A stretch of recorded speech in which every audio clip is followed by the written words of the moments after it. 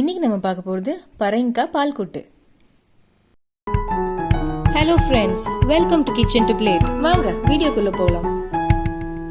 தேவையான பொருட்கள்: பரங்கிக்காய், வெல்லம், தேங்காய், ஏலக்காய் பொடி, பால். காவாசி பரங்கிக்காய் எடுத்துக்கோங்க. உள்ளே இருக்கிற விதை பகுதியை தனியாக எடுத்து வச்சுக்கோங்க. தோலோடு சேர்த்து இதை சின்ன சின்னதாக நறுக்கிக்கோங்க.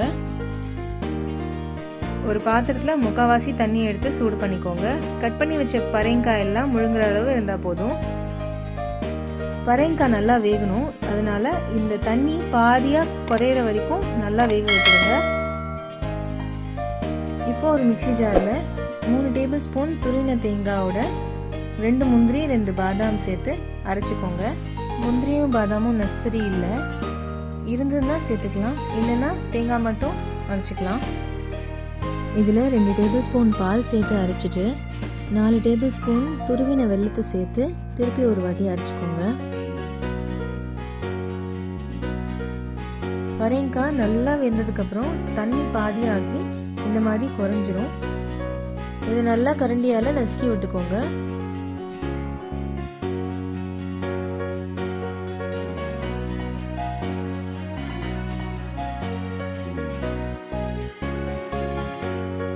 இது வரைக்கும் நீங்கள் எங்கள் சேனல் சப்ஸ்கிரைப் பண்ணலன்னா ப்ளீஸ் சப்ஸ்கிரைப் பண்ணுங்கள்.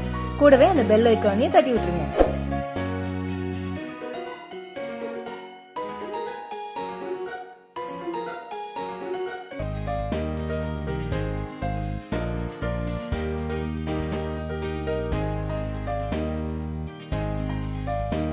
இப்போ நம்ம அரைச்சி வச்ச தேங்காய் வெல்லம் விழுத இதில் சேர்த்து மிக்ஸ் பண்ணிக்கோங்க.